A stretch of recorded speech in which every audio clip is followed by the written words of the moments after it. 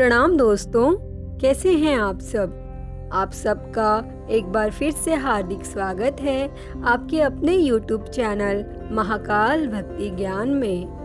दोस्तों, कार्तिक मास के कृष्ण पक्ष की एकादशी को रमा एकादशी के नाम से जाना जाता है। धनतेरस और दिवाली से पहले आने वाली इस एकादशी का धार्मिक दृष्टि से काफी महत्व है। पद्म पुराण में यह भी बताया गया है कि इस दिन व्रत करने से मोक्ष की प्राप्ति होती है। रमा एकादशी में भगवान विष्णु की पूजा श्री कृष्ण भगवान के रूप में होती है। दोस्तों, मान्यता है कि रमा एकादशी पर विधि विधान से भगवान श्री कृष्ण की पूजा करने से सुख और सौभाग्य की प्राप्ति होती है। इस व्रत से पुरुषों को सुखद सांसारिक और पारिवारिक जीवन का आशीर्वाद प्राप्त होता है। इस व्रत को करने से न केवल मानव जीवन सफल होता है, बल्कि मृत्यु के बाद मोक्ष की प्राप्ति होती है। यदि आपसे जाने अनजाने कोई पाप हो गया है तो उस पाप के प्रायश्चित के लिए भी आप रमा एकादशी का व्रत कर सकते हैं। इस व्रत के प्रभाव से घोर पाप से भी मुक्ति मिलती है, ऐसा पद्म पुराण में बताया गया है। दोस्तों, अगर आप रमा एकादशी का व्रत करते हैं तो इस दिन रमा एकादशी व्रत की कथा को जरूर सुनें। तो आइए अब सुनते हैं इस व्रत की कथा। अतः आप सभी से विनम्र निवेदन है कि यह कथा अंत तक जरूर सुने। दोस्तों, रमा एकादशी व्रत की कथा को महाराज युधिष्ठिर के आग्रह करने पर भगवान श्री कृष्ण ने उन्हें सुनाई थी। पौराणिक युग में मुचुकुंद नामक एक प्रतापी राजा थे। उनकी एक सुंदर कन्या थी जिसका नाम चंद्रभागा था। चंद्रभागा का विवाह राजा चंद्रसेन के बेटे शोभन के साथ हुआ था, लेकिन शोभन शारीरिक रूप से अत्यंत दुर्बल था। वह एक समय भी बिना अन्न के नहीं रह सकता था। एक बार दोनों मुचुकुंद राजा के राज्य में गए। उसी दौरान रमा एकादशी व्रत की तिथि थी और तब चंद्रभागा को यह सुन चिंता हो गई, क्योंकि उसके पिता के राज्य में एकादशी के दिन पशु भी अन्न, घास आदि नहीं खा सकते, तो मनुष्य की तो बात ही अलग है।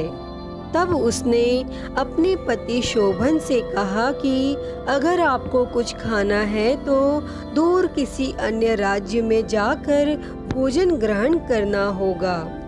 और पूरी बात सुनकर शोभन ने यह निर्णय लिया कि वह भी रमा एकादशी का व्रत करेंगे और इसके बाद ईश्वर पर सब छोड़ देंगे। और तब एकादशी का व्रत प्रारंभ हुआ और व्रत होते होते रात बीत गई, लेकिन अगले सूर्योदय तक शोभन के प्राण नहीं बचे और उसकी पत्नी चंद्रभागा पति की मृत्यु के बाद अपने पिता के घर में ही रहने लगी और उसने अपना पूरा मन पूजा पाठ में लगाया और विधि के साथ एकादशी का व्रत किया।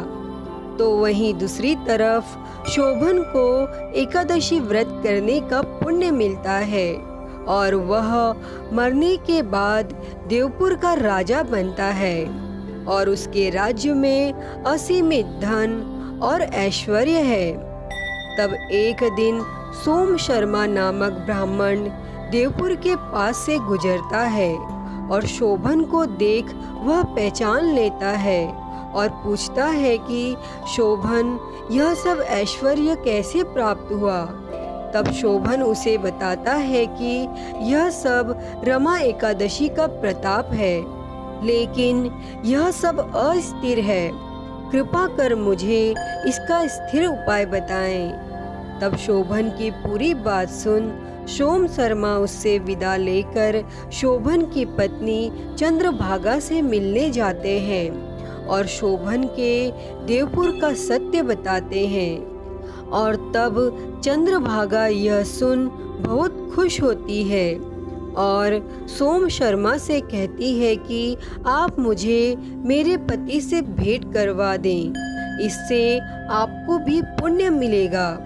फिर सोम शर्मा उसे बताते हैं कि उनका यह सब ऐश्वर्य अस्थिर है। तब चंद्रभागा कहती है कि वह अपने पुण्यों से इस सब को स्थिर कर देगी। तब सोम शर्मा अपने मंत्रों एवं ज्ञान के द्वारा चंद्रभागा को दिव्य बनाते हैं और शोभन के पास भेजते हैं। और शोभन अपनी पत्नी को देख बहुत खुश होता है। तब चंद्रभागा उससे कहती है कि मैंने पिछले 8 वर्षों से नियमित 11 का व्रत किया है और मेरे उन सब जीवन भर के पुण्यों का फल मैं आपको अर्पित करती हूँ।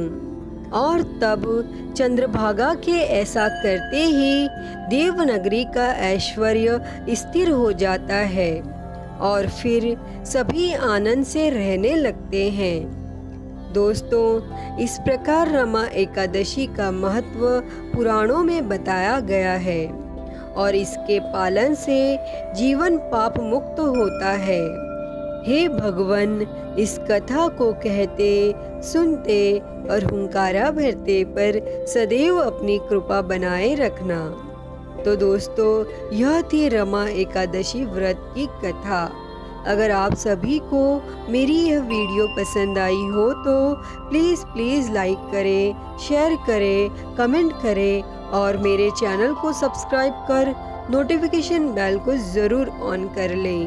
हर हर महादेव। धन्यवाद।